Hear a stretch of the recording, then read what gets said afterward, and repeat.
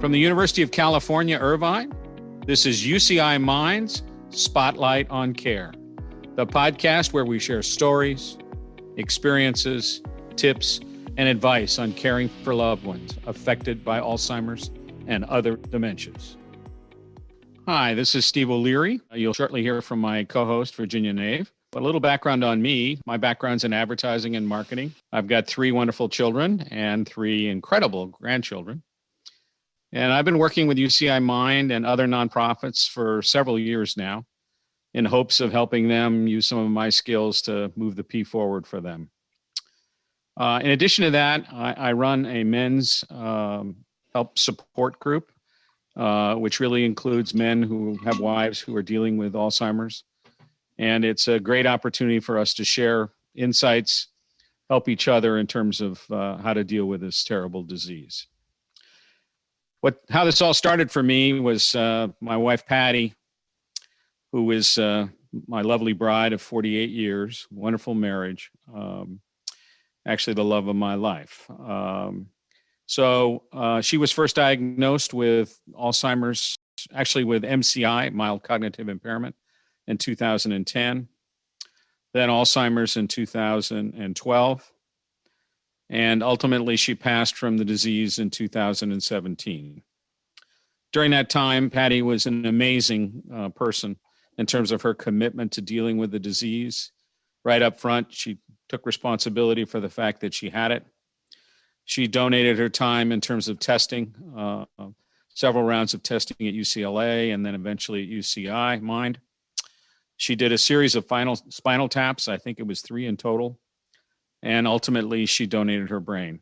So for me, she was the ultimate, cause that really got me heavily involved with UCI Mind and the desire to help others.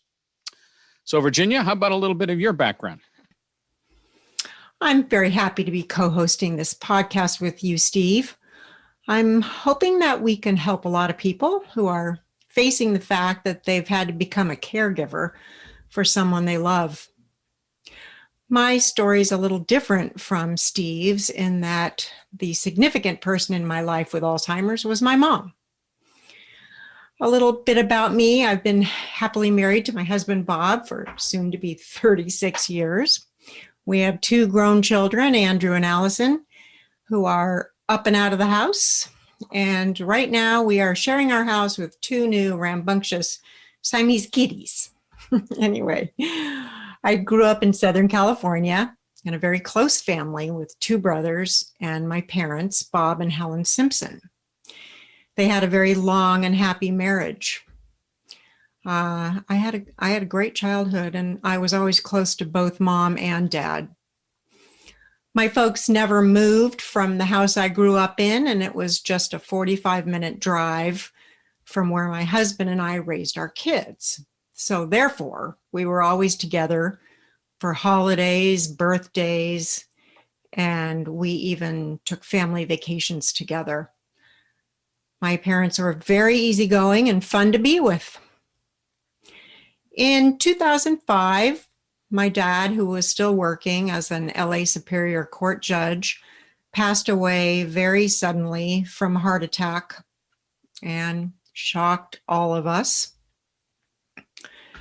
At the time, my mom was 77, and I thought in really good health. I found myself driving to mom's house really often to help her with life in general. And at that time, we all started noticing some really different and rather disturbing behaviors from mom. And we all chalked it up to grief. Talk about rationalizing. We rationalized her behavior for the better part of a year, which looking back was not only bad, it was dangerous. We blamed it all on grief. It didn't take long before I'd go up to her house and I'd see that she was letting her bills pile up. And she was always proud of herself for taking care of the bills and paying them on time. And she had past due notices on several piles. And then I would look in her refrigerator to see what food she might need at the grocery store. And there were things like leftover frozen dinners and nothing much but lean cuisine in the freezer. There was one time I was up at Mom's for 2 days in a row. And on the second day, I stopped on the way up to pick up some burgers and fries. Really healthy lunch, but she loved that. And we were sitting at her kitchen table eating. And I said, "Isn't it nice you have your best friend Betty right across the street, Mom? You can see her all the time." And she looked at me and she said, "I haven't seen Betty in months." I said, "Mom, we talked to Betty yesterday in your driveway for at least 20 minutes. And she said, "No, I haven't seen Betty in months." At that point, she picked up her hamburger and she threw it at me. I was shocked. But I picked up what was left of her burger and I put it back on her plate, trying to reassemble it.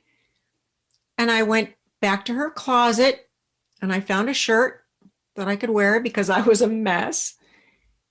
And I came back out to the kitchen and she acted like nothing had happened. She didn't even ask why I was wearing her shirt. It was about that time I thought, oh boy, I really need to figure this out. There's something most definitely wrong. And we've got to stop pretending that it isn't. She wasn't just repeating things. Her behavior was getting strange. So that was the beginning of a very long journey, 8 years. I was busy raising kids, but I had to be up there a lot with her for a while till we figured all this out. And as you know, I was realizing she wasn't safe. In 2009, she had progressed from mild cognitive impairment, what they call MCI, to more clearly Alzheimer's disease. I found a lecture series at UCI Mind called the Family Education Series, and I started going to see what I could learn about Alzheimer's. I felt like I had found a resource and a place I could learn about this disease. Bob and I love supporting the research that's going on there because they're very serious about finding a prevention or a cure. They're lovely people, and we consider many of them our friends now. So that's basically my story in a nutshell, Steve, right there. Well, great, Virginia. That the color that which you shared is really interesting, and how personal it was for you. I had a similar story with Patty. And I think that the result of this for me was a realization that there are lots of us out there, us caregivers, who are struggling from, the very beginning of dealing with the disease all the way through to the end. And the benefit to all of us is learning from others. I think you and I both got a lot from talking to other people about how they were dealing with the disease. It comforted us. It made us realize we weren't alone. It made us understand that, there are solutions and there are ways to cope with this disease. And I think that we're seeing many of those kinds of issues, and that's what you'll hear from this program as we go forward. We're going to be trying to interview people who are, men, husbands dealing with their wives or having to contemplate that process. Wives who are talking about their husbands and what their process has been with them. And probably even more importantly, we're also going to be talking to adult children who are dealing with their parents, as Virginia did with her mom. All different experiences. They're unique. We like to say that once you've taken the journey, it's a unique journey. There are some similarities, and we'll be talking about those phases. The phases from, like the beginning, the early stage of diagnosis, and how do you deal with understanding what's going on, acceptance, things like that. Mm-hmm. Then through the early caring phases. Yeah, eventually we'll talk hopefully about some of the advanced stages and tips and insights that you can deal with in that area as well. And lastly, of course, there's dealing with the passing and the grief that you'll feel. And I think that these will all be very, very helpful.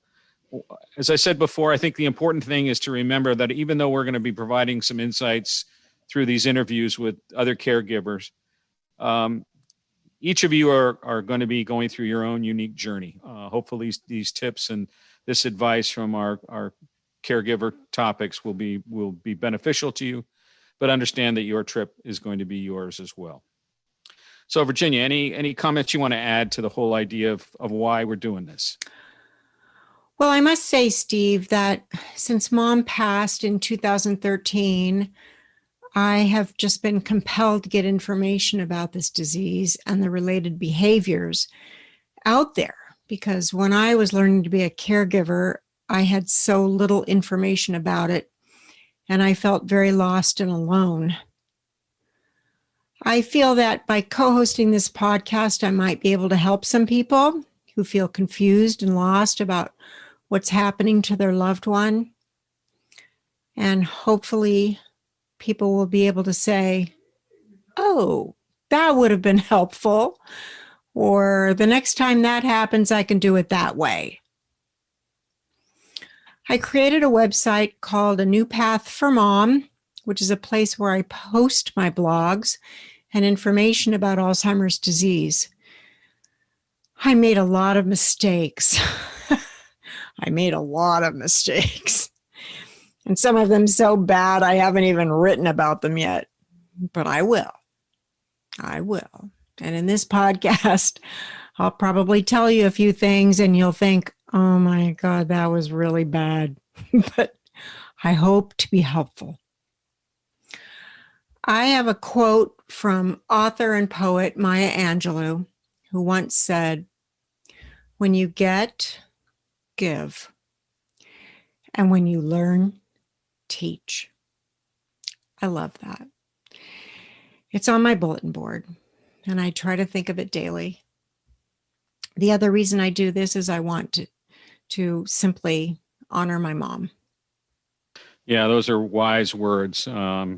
She's one of my favorite poets as well.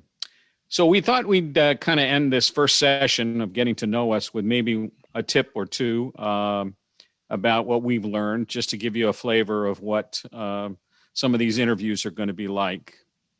I thought the one that I would take is dealing with your children or your loved ones. As you're going through this process as a caregiver, you've got this larger family, if you will, of people who are also going through dealing with this disease and your loved one that's experiencing it. And there are some things that you need to realize, and I won't give all the secrets of all the tips. We'll have someone talking about that soon. But a couple of key things is realizing that even though you're going through this process, they're going through it as well on their own schedule.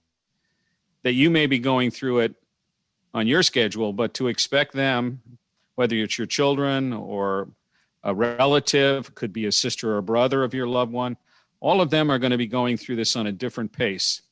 And each one is going to be unique in terms of the relationship that they have with the person who has the disease.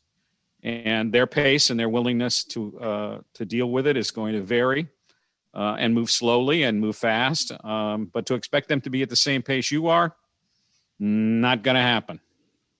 So if that's the case, here's a couple of key words that I think will kind of set the stage for this discussion.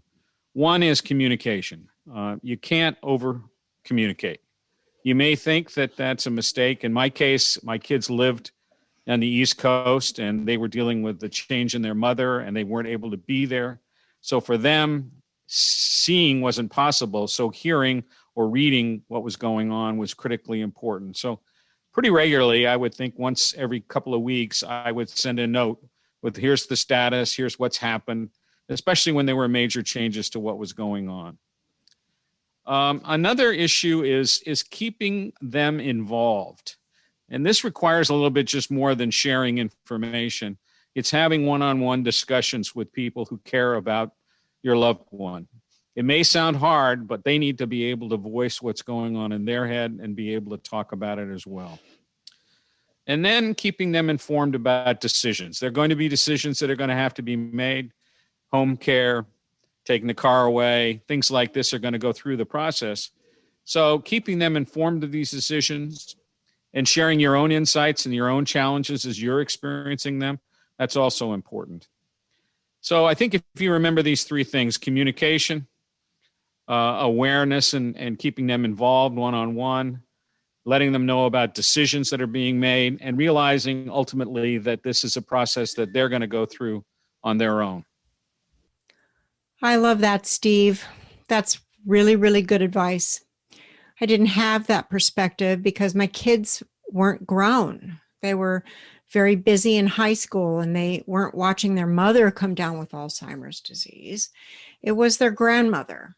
So it really was different. I did learn a lot about this disease, but for me, the two most important things I learned were the following. One, when you say the word Alzheimer's, people who don't know anything about it tend to think that it's just a memory loss issue. It is so much more than memory loss. It's personality changes, it's lack of judgment, it's lack of reasoning skills, and eventually a lack of ability late in the disease to be ambulatory and to actually even do something as simple as swallow. The second thing that I really, really learned was that you have to join their world. When someone with Alzheimer's says something, at that moment, they believe it 100%. It doesn't matter what it is. They believe it. It's their world, and you have to join it. Yeah, you have to live in the moment, right, Virginia? Yes, you do. Live in the moment. Yeah. Absolutely. It feels really wrong. I've got to say, the one thing I couldn't get past was when my mom started talking about her second husband. She was married for 55 years to my father. She didn't have a second husband. I had a tough time with that one. But really, the kindest thing I could have said to her was, "Really, Mom? I'll bet he was handsome." As strange as that feels and sounds at the time, it's the kindest thing you can do. You have to join their world. Well, hopefully you enjoyed this, our introductory session of Spotlight on Care. And we're very excited, both of us, to be participating in this effort by UCI Mind and UCI Mindcast, a new program that we're launching. So we look forward to hopefully you listening to future podcasts. And as we said, we're going to be interviewing friends and other members of our unit who've gone through some of these challenges as well. We hope to have at least one of these per month up as we go forward, and we hope to get some feedback from you. There'll be an opportunity for you to let us know what you're thinking and share any insights that you might have, as well as maybe suggest another topic that we might take on. Spotlight on Care is produced by the University of California, Irvine Institute for Memory Impairments and Neurological Disorders, UCI Mind. Please subscribe to the Spotlight on Care podcast wherever you listen. For more information, visit mind.uci.edu.